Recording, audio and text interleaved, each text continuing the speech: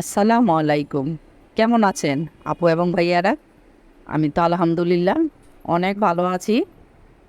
আজকে কিন্তু বৃহস্পতিবারই, কারণ একটু আগে তোমাদেরকে দেখাইলাম তানজিনা অনেকগুলা জামা কাপড় নিয়ে বসছে 15 দিনের আয়রন করার জন্য।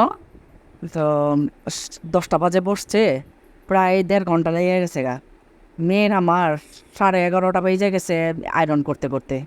আর ঠান্ডা পানির বোতল একটা নিছে, একটু পর পর পানি খাইছে আর আয়রন করছে। যাই হোক, অনেক কষ্ট হয়েছে। আবার আমি যে একটু ও আয়রন করলো, আমি বাস করব, আমার বাস করা পছন্দ করব না, বলো তো আমি কি করতে পারি? আমি শুধু বসে বসে দেখলাম, কিন্তু আমারে বাস করতে দিব না, কারণ আমার বাস পছন্দ হবে না। তো এখন বলতেছে, মা সেই সন্ধ্যাবেলা এসে ভাত খাইছি, এখন তো আমার এত কাজ করে ক্ষুধা লেগে গেছে গা, কিন্তু ভাত খাম না, অন্য কিছু খাইতে ইচ্ছা করতেছে। তা আমি বললাম যে, দাঁড়া, অন্য অন্য কিছু খাইতে ইচ্ছা করতেছে, আচ্ছা ঠিক আছে, ব্যবস্থা একটা করতেছি। তারপর ওর বাবারে ফোন দিলাম। তো ওর বাবা বলতেছে, আমি লালবাগেই আছি। আমি বলবো, ভালোই তো, তুমি লালবাগে আছো, তুমি লালবাগ থেকে আমাদের জন্য ডাল ভাজি, তারপরে তন্দুর রুটি আর পারোটা নিয়ে আসো। তো বলতেছে, হঠাৎ রাত্রে পারোটা ভাজি খাবা? আমি বলি, আর বইলো না, নিয়ে আসো, পরে বলতাছি। তারপর তোমার মনে করো যে, যেই কথা সেই কাজ। তো মেয়ে তো সারপ্রাইজ হয়ে গেল গা, বলার সাথে সাথে আম্মু খাবার অ্যারেঞ্জ করা ফেলাইলো। এখন তোমার মনে করো যে, ছেলে মেয়ে কাজ করে ক্ষুধা লেগে গেছে গা, এখন ব্যবস্থা না করে পারা যায় বলো তো? সবাই চায় বাপ মা ছেলে মেয়েরা খাওয়াইতে, তাই না? না খাওয়া কেউ রাখতে চায় না। তারপর তোমার মনে করো যে, একেবারে গরম, আমি হাত দিয়ে ছিঁড়তে পারতাছি না, গরম গরম তন্দুর রুটি 4টা আর 4টা পারোটা। তো আমরা সবাই 2 রকম 2টা করে খাবো। আর ডাল ভাজি নিলাম, ডাল ভাজি তো 2টা নিয়ে আসছে। তো একটা ওদের জিবাই বোনকে দিলাম, আর একটা আমরা 2জন নিলাম। তো আমরা সবাই খাবারটা এনজয় করতেছি রাত্রেবেলায়। তো পুরান ঢাকার তোমার মনে করো যে জমজমাট খাবার হয়ে গেল। আর আমাদের কিন্তু এরকম জমজমাট খাবার চলতেই থাকে, সব কিছু আসলে ভিডিওতে দেখাই না। আমি যদি আমার লাইফস্টাইলটা দেখাইতে যাই, তাহলে তোমার মনে করো যে 3 ঘন্টার ভিডিও হবে। 3 ঘন্টার ভিডিও আসলে আমারও করা সম্ভব না, তোমাদেরও দেখা সম্ভব না। তো আজকে আহ, রাত থেকেই আমি আমার ভিডিওটা স্টার্ট করলাম। আর তোমাদেরকে ঘড়ির টাইমটা দেখাইতেছি, দেখো এখন কিন্তু 12টা 5 বাজে। এখন আমরা সবাই নাস্তাটা করতেছি। নাস্তাটা করা হলে দেন তোমার এগুলি কি কি বের হইলো, এগুলা আবার অনেক কিছু বের হইছে। এগুলা ধুইতে ধুইতে রাত 1:30 বাজে গেছে। 1:30 বাজে তারপরে শুইছি। তো পরের দিন একেবারে তোমার দুপুরে রান্নাঘরে চলে আসলাম। আর আজকে তো শুক্রবার, সবাইকে জানাই জুম্মা মোবারক। কেমন? তো তোমার মনে করো যে, একেবারে রান্নাঘরে চলে এসে পড়ছি, কারণ রাত্রে 1:30 বাজে শুইছি, উঠছি খুব লেট কইরা সবাই, 10টা বাজে ঘুমের থেকে উঠছি সবাই। তো তাই তোমার মনে করো যে, এই বাজারে যাওয়া ওদেরই। তো ওর বাবা মুরগি নিয়ে আসছে, যা যা দরকার আমার আর কি, আলু পেঁয়াজ যা যা দরকার নিয়ে আসছে, এগুলো কিচ্ছু শেয়ার করতে পারলাম না, সরি, তোমাদেরকে দেখাইতে পারলাম না। কারণ আমার আপুরা পুরান ঢাকার কি বাজার করে, কি ধরনের বাজার করে, এটা অনেক পছন্দ করে।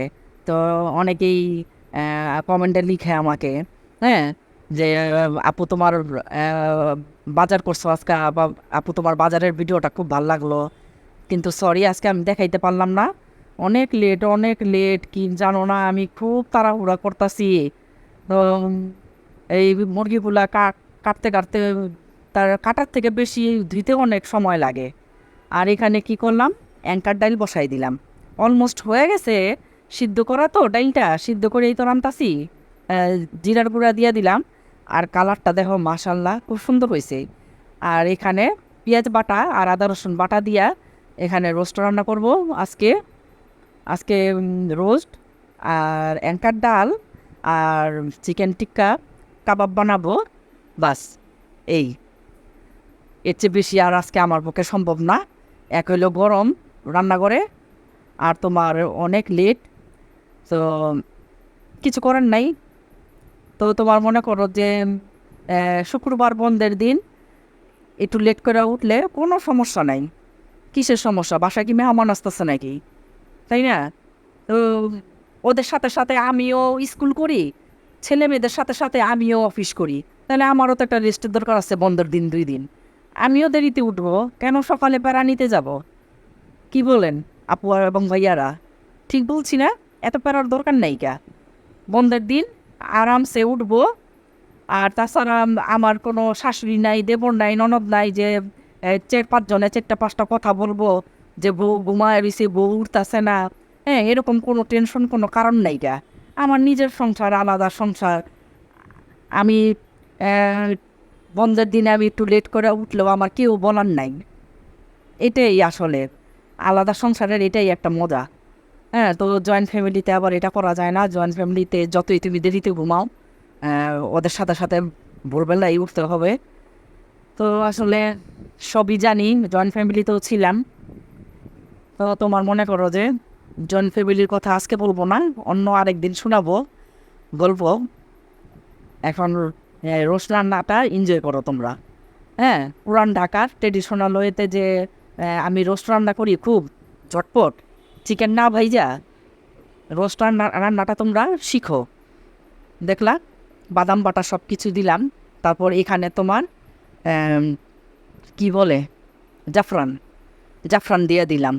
দুধে যে ভিজা রাখবো ওই সময়টা আমার নাই, ফ্রিজ থেকে জাফরান খুঁজতে খুঁজতে দেরি হয়ে গেছে, এদিকে আমি দুধ দিয়ে দিছি। কি যে একটা অবস্থা, খুব তাড়াহুড়ার মধ্যে আছি। আর রান্না করতে আসি আর মুছতাছি। রান্নাঘর মনে করো যে রান্না করি আর মুছি, মুছা মুছা তোমার এই যে দেখো একদম ক্লিন রান্নাঘর। আর এখানে দেখো পোলাওটা মাশাআল্লাহ আলহামদুলিল্লাহ ঝরঝরা পোলাও হয়ে গেছে। আর তোমার রোস্ট রান্না দেখছো কি সুন্দর একটা সোনালি কালার আসছে। আর এই যে দেখো চিকেন টিকাটা আমি পেঁয়াজ বেরেস্তা, কাঁচা পেঁয়াজ, তারপর পুদিনা পাতা, ধনিয়া পাতা, কাঁচা মরিচ, গরম মশলা গুঁড়া, আদা রসুন সব কিছু দিয়া তারপর তোমার মাখায় রাখছি, রেস্টে ছিল এতক্ষণ। আর আজকে সরিষা তেল দিয়ে ভাজতাছি। আর দেখো সরিষা তেল দিয়ে ভাজাতে আমি চোখে কিছুই দেখতাছি না। এখানে কয়টা দিলাম, কোন দিক থেকে উল্টান শুরু করুম আমি কিছুই বুঝতেছি না।